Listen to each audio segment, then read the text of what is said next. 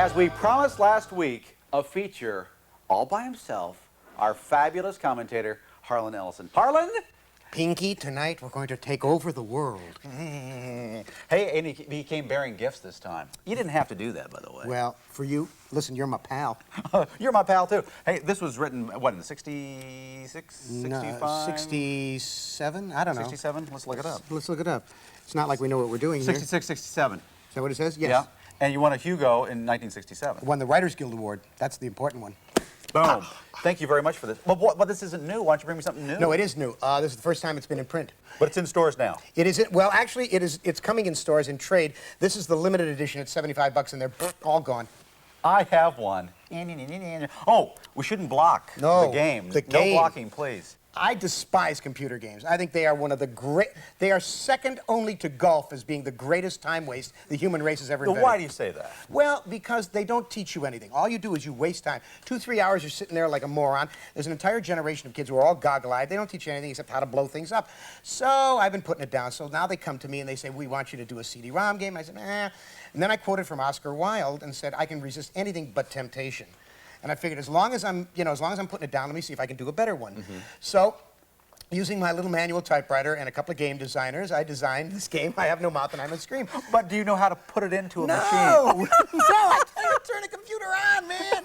It's wonderful. The best part of all is reading the reviews. The reviews are going buggy. There's 40,000 units they've moved in 2 weeks. Wow. 40,000 of these things. And Newsweek says it's a bold step forward. And CD-ROM Game Player and all these magazines, they say, a brilliant, you know, and then they find out that I have a manual typewriter and they say, how did this Luddite do this? And I said, because I'm smarter than you are, that's why. So nothing's blowing up? No.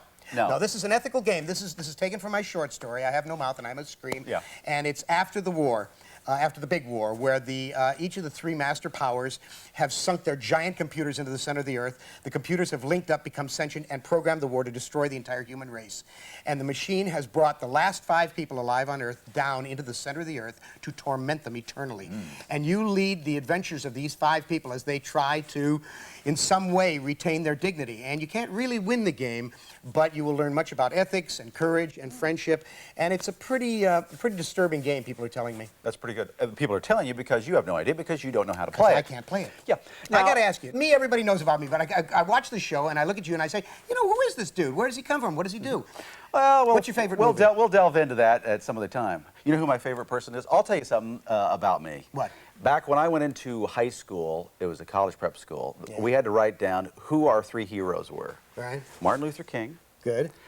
Thomas Jefferson. That's a good one. Boom. And Jonathan Winters. No. Yeah. And my mom goes, you should change that last one. The Jesuits will freak when they see that. Why, no. Why Johnny?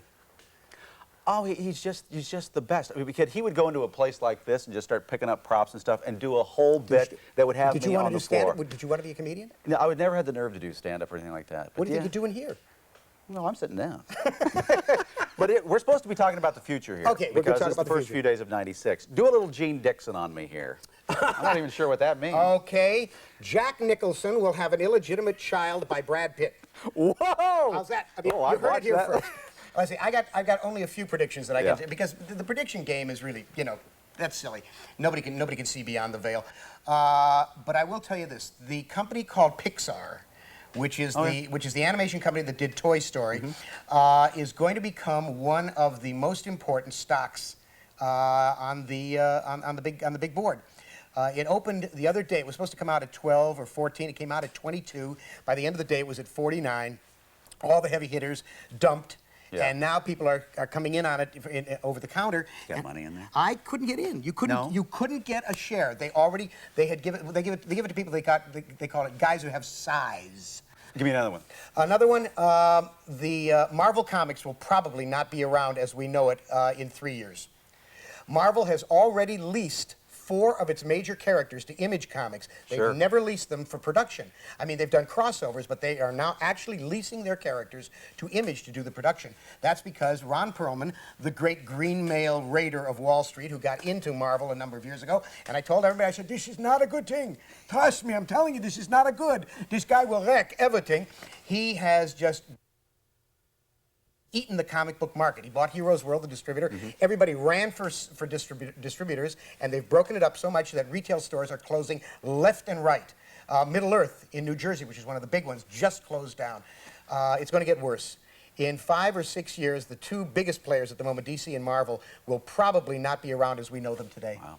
Who's going to win the Super Bowl?